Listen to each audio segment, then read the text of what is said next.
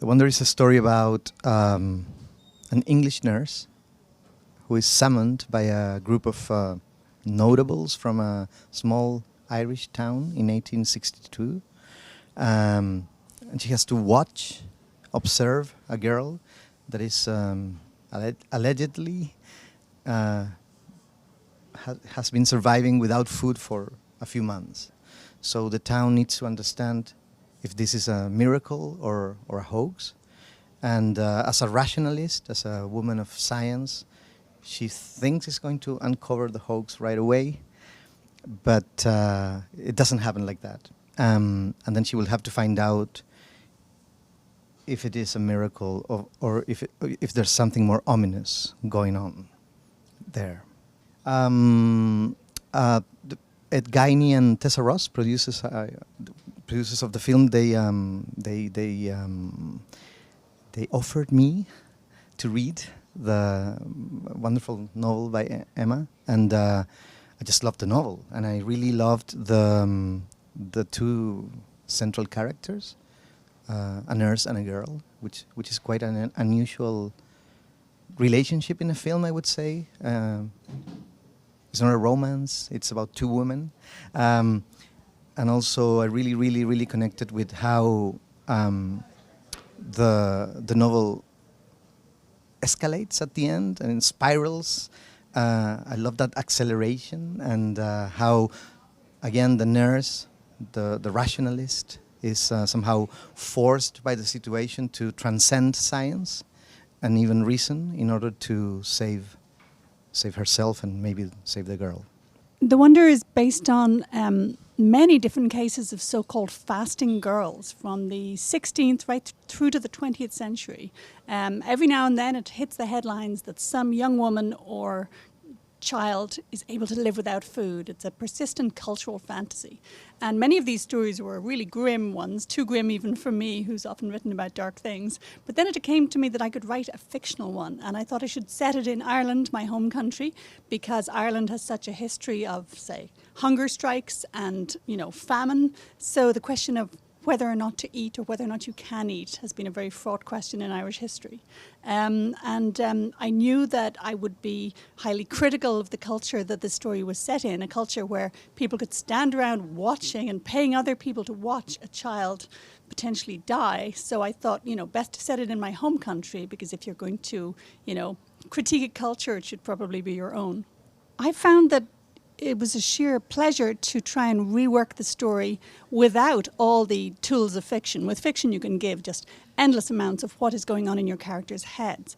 With film, you have to tell a story much more cleanly without relying on, lots of voiceover and lots of dialogue. You have to be able to, distill it. And so I loved the challenge of trying to distill the story of culture clash through literally, the face of the nurse watching out the train window and responding to these landscapes and these people. So I also found Sebastián hugely helpful from very early on in the process, because he brought such an intellectual sophistication to it. He got it immediately. Mm-hmm. And he always knew this wasn't just a period piece. This wasn't a study of 19th century Ireland. This was a story about somebody being caught up in a kind of madness, a cultural conspiracy theory, as it were, and you just grasped that from the start. So we always knew we wanted to make something very unusual, which would speak to today as much as to 1862. Yeah, I think the film, it is about today, as every film should be, and also, among other things, apart from the sort of madness that she's trapped in, it's also a film about science versus faith, or rationalism versus magical thinking, but also of spiritual elasticity versus fanaticism, like people that have found the truth,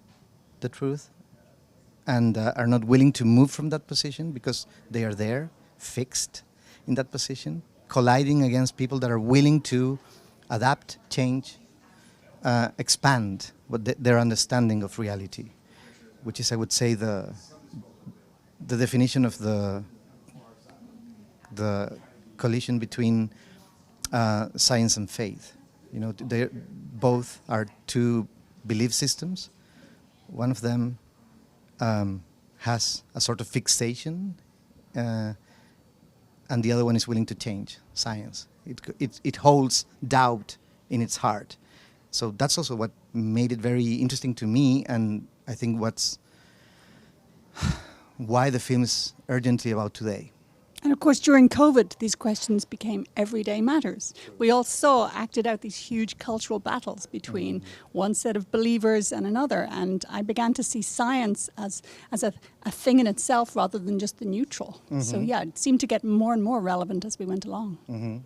I knew Ireland, but not very well. I mean, I had been there once or twice. I mean, to me, what was interesting is the challenge of having made a period film. It's the first time I make a period film, and I found it extremely difficult, especially to prepare, to understand where you will be able to move your camera, up to which extent. It's not a given that you're going to just pan and still be in 1862. You have to design everything, which is something I was looking for.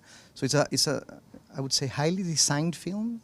We were very lucky to have a great team, you know, and among them, cinematographer Ari Wegner was a big part of the co-creation and of finding the sort of visual, hopefully, splendor that the film has. So yes, I mean, but after we had it all prepared, it was sort of like a 7-week-long dance. It really worked, and I enjoyed it. Yeah, immensely. You know, I have to tell you, the crew raved about how you and Ari Wegner had just prepared everything so well with all your little discussions, no, not little discussions, all your discussions with your little maquettes. You know, you two had thought so much about every camera angle that there was a spirit of great sort of calmly focused creativity, you know, because you didn't just ask for something at the last minute. So I went around interviewing everyone because obviously I had no work to do on the set, and they were all just raving about how well prepared it was, which gave time for endless takes and to work on the subtle acting moments, because you weren't suddenly saying, let's do it from above, you know. Right. Yeah, we went away with Ari, the cinematographer, and drew the entire film together. And I think that's where, the visual language, the visual calligraphy of the film really appeared. And then, as Emma was saying, while shooting, we could then afford the luxury of getting lost within those limits. It is a film about, of course, the context in which the characters are immersed in or at, but it is a character piece too. Words matter, performances matter in a way that is very prominent. So, yeah, it was, I think, a way to secure that. And, you know, I saw in the early footage how many of your shots are composed like old master paintings, you know, like Rembrandt's That's Harry. a face kind of glowing out of this dark background, which again shapes character. We needed to find a great actress for Lib, the nurse. And so when we knew, it happened quite quickly. We offered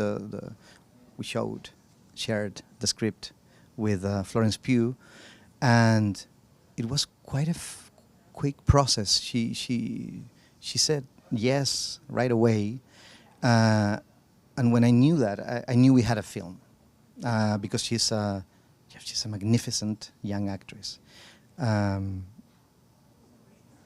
really strong, absolutely determined, extremely nuanced, and just a refined artist, really, Florence.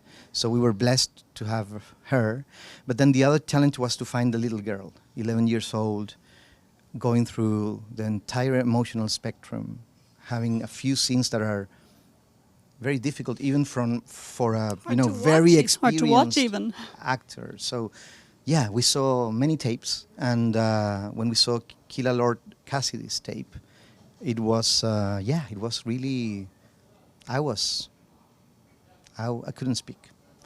To see someone that young having such a profound approach to the material, and also caring so much for what she was doing, like really committed, was really something. And then to have the luxury of have them both together in this sort of dual dynamic, it's always great. I mean, this film, I think, has that. You know, very good actors, great actors, where again words matter, trying to impose their points of view. So you need strong adversaries, and many of the sparks of the film come from this dynamics between the actors that are like hiding the bar for each other, if you know what I'm trying to say. Yeah. And bringing together a really strong ensemble for the other people of the village was so important, because in a way it's the study of a little girl in a village, and you're trying to work out who's pulling her strings, who's she being influenced by, who's going to betray whom. So it's crucial to have all those pieces, and we have some of Ireland's strongest actors in there, and it was a joy to work with this cast.